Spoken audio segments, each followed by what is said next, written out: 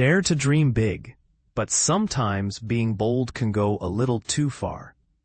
The Pontiac G6 Convertible is a classic case of ambition outrunning reality. A car meant to wow the world with its affordable hardtop convertible design, only to stumble over its own cleverness. Curious how a car that promised so much wound up so infamous? Let's dig in. If you've ever joked how hard could it be before embarking on a risky project, the story of the G6 Convertible will feel all too familiar. Although no one knows if Pontiac engineers uttered these exact words, you can just picture someone inside General Motors glancing enviously at European power retractable hardtops and figuring they could build one that was just as good, maybe even better, but for a fraction of the price. Here's the kicker. The G6 Convertible looked great on paper and boasted a price tag that made other four-seat hardtop convertibles seem extravagant.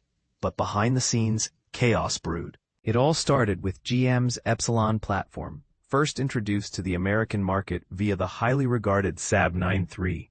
But what few realized was that the Swedish engineers had painstakingly tweaked the 9-3, giving it custom suspension arms, unique engine management, and special electronics.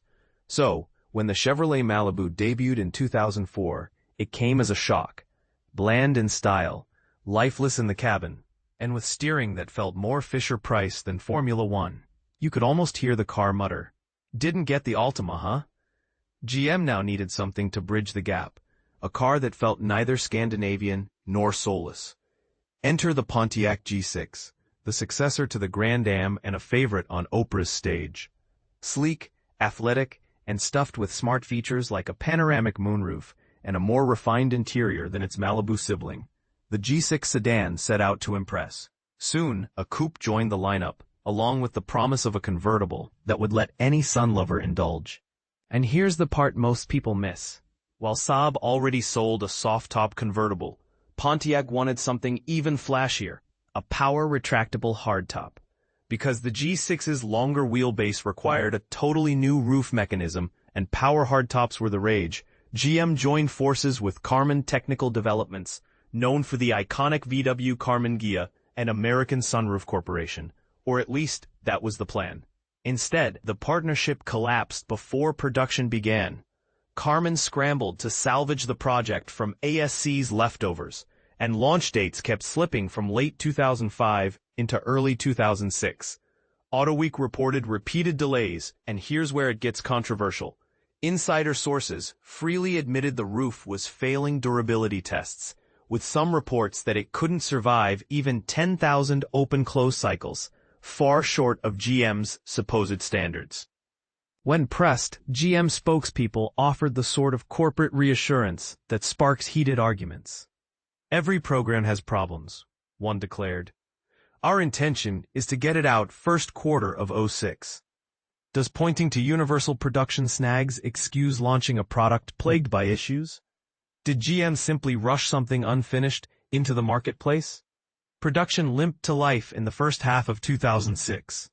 But those first cars carried nearly all the baggage you'd expect from such a troubled birth.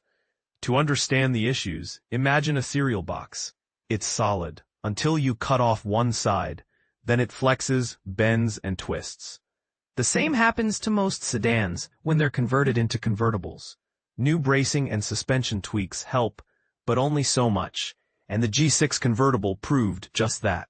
Motor Trend found the car impressively quiet with the top up, yet a flex fest with the top down. Consumer Reports went even further, declaring the hardtop rattly, with unfinished-looking exposed wires in the trunk. AutoWeek critics called out unmistakable body wiggle and poor rigidity, revealing that even against a soft-top competitor at the same price, the G6's engineering fell flat with the roof stowed. For those who love convertibles but hate noise, these quirks might be a deal-breaker. And this is the part that continues to divide car enthusiasts. Is the extra engineering hassle of a hardtop convertible worth it? Or does it just pile on more headaches? The folding roof design was clever, but came at the expense of trunk space, just 2 cubic feet with the top down, less than half what the Mustang convertible offered. Plus, the The roof took 34 seconds to retract, making it a slowpoke compared to rivals. Thankfully, the G6 convertible wasn't the only flawed contender. Its competitors had their own weaknesses. The Chrysler Sebring convertible was uninspiring, while the V6 Mustang convertible suffered from cowl shake and similar issues. The G6 looked appealing for its sub-$30,000 price, until you factored in the reliability headaches. Carmen tried smoothing things over by quietly upgrading the hardtop design to fix rattles during a holiday production pause, a move GM swore solved the worst problems. But just as things seemed to stabilize, GM itself hit a wall.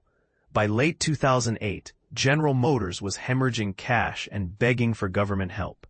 Bankruptcy followed in 2009, and Pontiac was axed. With only 3 years of production, the G6 convertible joined the ranks of automotive orphans. Today, owning a Pontiac G6 convertible is its own adventure in parts hunting. The roof system relies on 8 microswitches, 5 hydraulic cylinders, and 13 unique diagnostic trouble codes. As parts dry up, owners resort to online forums and creativity to keep their cars going. Want a cheap, 4-seat convertible for cruising? You'll find several out there, ones that don't require constant troubleshooting or hard-to-find spares. GM's daring leap with niche 2-seat hardtop convertibles like the SSR and Cadillac XLR didn't translate to 4-seat success. Sometimes, cutting-edge engineering and bold vision just aren't enough. The G6 convertible stands as a testament to trying, failing, and learning the hard way. So here's a question to spark debate. Are ambitious, risk-taking projects like the G6 convertible essential to automotive progress, or do they serve as cautionary tales of overreaching? Do you think GM should have played it safe, or do you respect their willingness to experiment despite the missteps? Let's hear your thoughts. Agree, disagree, or have a controversial take of your own? Drop a comment and join the conversation.